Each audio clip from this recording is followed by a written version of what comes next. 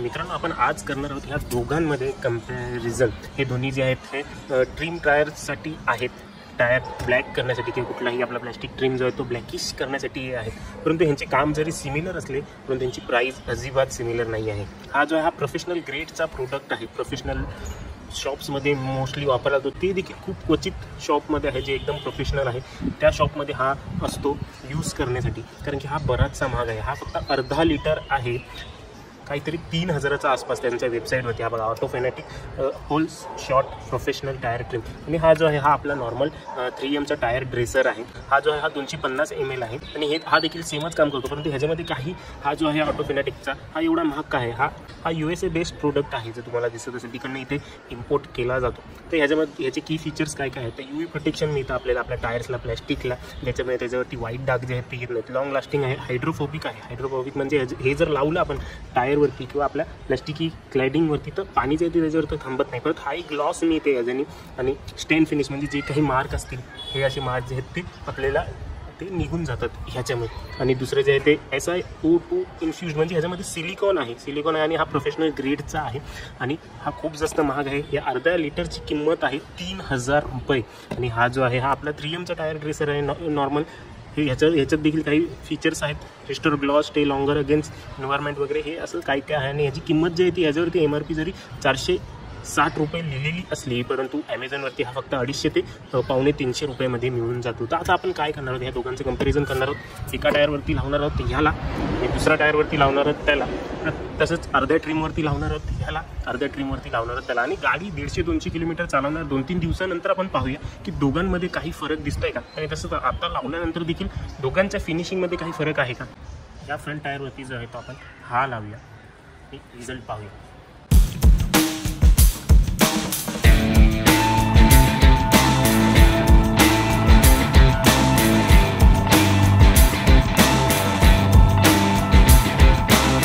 हे लावण्या अगोदर आपले टायर एकदम स्वच्छ करून घ्यायचे, त्यानंतर हे आपल्याला ह्यावरती लावायचं आहे। तर हे लावून झालेलं आहे या ट्रिमवरती। कुठला लावलं आहे याच्यावरती, हा ऑटो फॅनेटिक मला ह्याच्यावरती लावलेला आहे आणि याची फिनिशिंग तुम्ही पाहू शकता, चमक पाहू शकता। थोड्या वेळाने देखील इथे येईल। आता काय करूया, हाच पण देऊया ठेवून आणि हा घेऊया आणि ह्याच्याने त्या मागच्या टायरवरती लावूया। हा वेगळा स्पंज घेतला आहे आपला,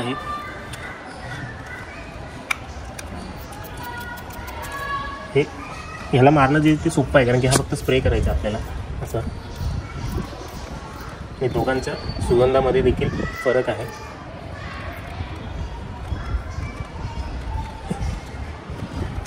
ते हे असं काही मारलं नाही आता आपल्या।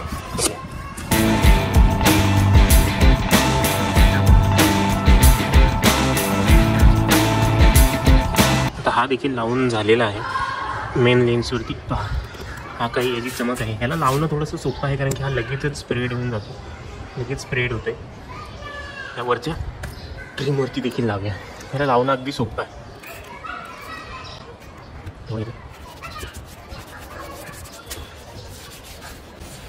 हे पहा,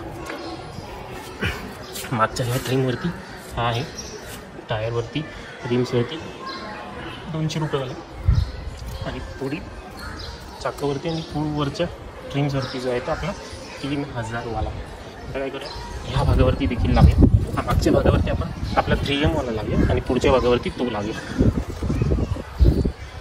कंपॅरिझन कसं परफेक्ट झालं पाहिजे।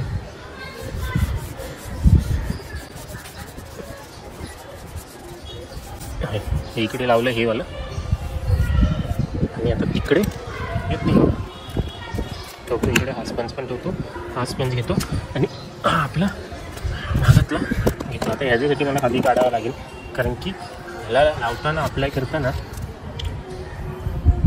ह्याला हे असं घ्यावं लागतं। हे बाईक आता बघा, इकडे बघा कसं आहे, मी जेव्हा हे लावतो तेव्हा पहा कसं होतं।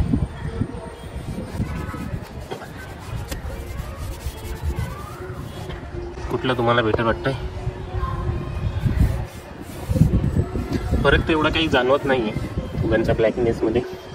हा बघा, हा इथून बघा, हा इथून असा हा ब्लॅक दिसतोय, हा इथून पहा नक्कीच जरा जास्त ब्लॅक तो दिसतोय. ह्या 2 टायर्सवरती जे आहे ना ते काहीच नाही लावणार आहे. म्हणजे आपल्याला समजेल लावल्यावर जास्त फायदा आहे की न लावल्यावर जास्त फायदा आहे. आणि आता पुढे देखील हे बघा, हे देखील सफेद झालं आहे सगळं. दिसत असेल ते सफेद झालं आहे सगळं. हा फ्रंटवरील प्लॅस्टिक जे आहे तर मी इथून या अर्ध्या भागामध्ये याला लावूया.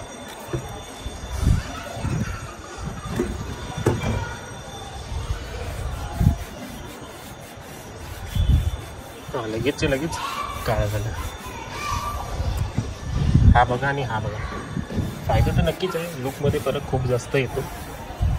हा इथपर्यंत आता हा बस झाला.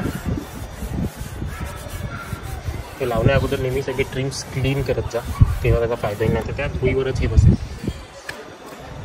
तर हा ठेवला ते. आता हा घेऊया, हवाला घेऊया.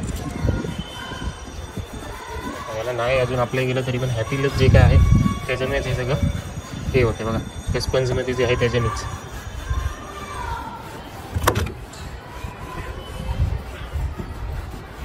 हे पहा, ही मधली पट ठेवली आता आपल्याला थोडासा फरक कळावा म्हणून ठेवलं आहे. मी जर सांगायला गेलो तर हे पण हा काळा लुक तुम्हाला जास्त बेटर वाटते की हा वाटते. जर बघायला गेलं तर हा थोडासा, हा जो 3M वाला आहे ना तो थोडासा चिकचिकीत वाटतो, म्हणजे थोडासा स्टिकी वाटतो. आणि हा जो आहे ना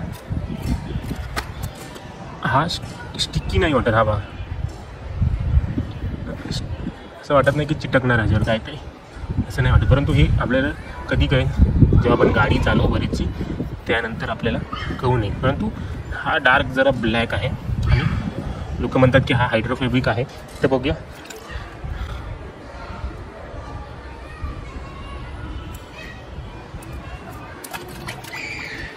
पाणी टाकून सगळं बघूया खरंच हायड्रोफोबिक आहे का. तो हो, जास्त पाणी तर नाही थांबत याच्यावरती.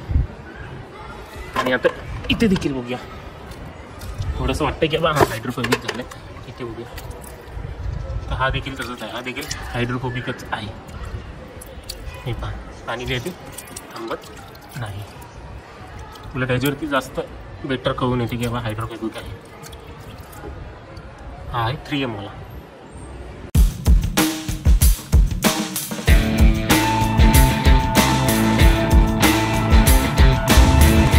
85 किलोमीटर गाडी आता चालवली आहे. आणि 85 किलोमीटर नंतर आपण कंपॅरिझन पाहूया. सगळ्यात आधी पाहूया हे जे आहे प्लॅस्टिकचं. इथे जे आहे ते 3000 वाला आहे आणि इथे जो आहे तो 250 रुपयेवाला जो आहे तो आहे. ही पहा, याची कंडिशन पहा. धूळ वगैरे, माती वगैरे, ही जी आहे ती सगळी माती आहे. आणि इथे पहा, ही देखील मातीच आहे. लगभग सेम आहे. फरक एवढा काही मोठा फरक नाही आहे. आणि जिथे काही नाही लावले तिकडचा तो व्हाईटिश आहे आणि तिकडे काही माती चिटकली नाही आहे. बा इथे पण देखील माती चिटकली नाही आहे. आणि जिथे जिथे माझे हात काल लागलेले होते लावताना तिकडे देखील माती चिटकली आहे. बा इथे इथे पॉलिशवरती इकडे. आणि आता टायरची कंडिशन बघूया. हा इथे 3000 वाला आपण लावलेला आहे. हे बघा, टायरवरती तरी जिथे व्यवस्थित लागलेला होता तो पॉलिश, तिथे टायरवरती तरी जास्त धूळ नाही आहे. हे पहा. आणि रिमची कंडिशन पहा. ही रिमची कंडिशन आहे. ही अशी काही धूळ याच्यावरती चिटकलेली आहे. आणि आता मागचा टायर पाहूया. हा पहा, हा मागचा टायर आहे. जिथे व्यवस्थित पॉलिश लागली तो काही असा आहे. थोडीशी धूळ याच्यावरती चिटकलेली आहे. परंतु रिम जी आहे ती जास्त माखलेली वाटते आहे. त्या टायरपेक्षा थोडी जास्त हे वाटते आहे. मी तुम्हाला साईड बाय साईड दाखवतो. हा तो टायर आहे, हा टायर आणि हा वाला टायर. आणि ही साईड क्लिअरिंग. इकडे जो आहे तो 3500 वाला, इकडे जो आहे तो 250 रुपयेवाला. ही डस्ट ऑलमोस्ट सेमच आहे. काहीच नाही फरक वाटत आहे मोस्टली जास्त. एवढा प्राईसमध्ये जेवढा डिफरन्स आहे तेवढा तरी काही फरक नाही. आणि इथे जे आहे ते काहीच न लावलेला, म्हणजे कुठलंच पॉलिश नाही. पहा रिमची ही पहा कंडिशन. उलट ह्या भागावर ह्या टायरवरती जे आहे ते काहीच धूळ वगैरे जी आहे ती चिटकलेली नाही आहे. इथे देखील आणि इथे देखील फक्त काही कोपऱ्यांमध्ये वगैरे जिथे आधी पॉलिश होतं तिकडे धूळ लागलेली आहे. तर थोडीशी अजून चालू आहे आणि अजून पुढे पाहूया.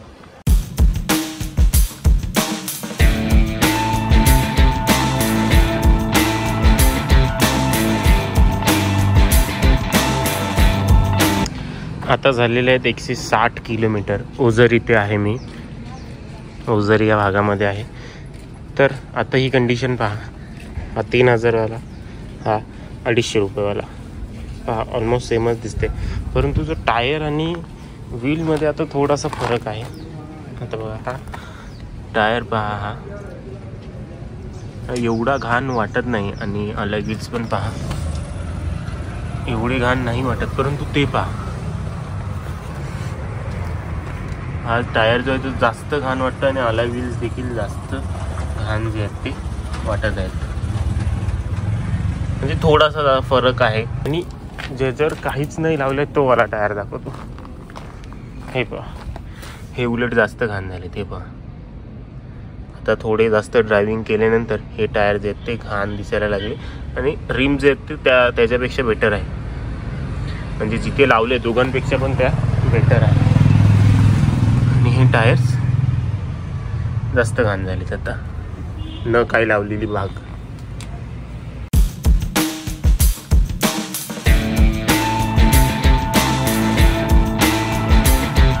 मित्रांनो लगभग आता 350 किलोमीटर झालेले आहेत. तर आता काय कंडिशन आहे, हा 250 वाला आणि हा जो आहे तो आपला 3000 वाला. जवळ ना पहा काय कंडिशन आहे.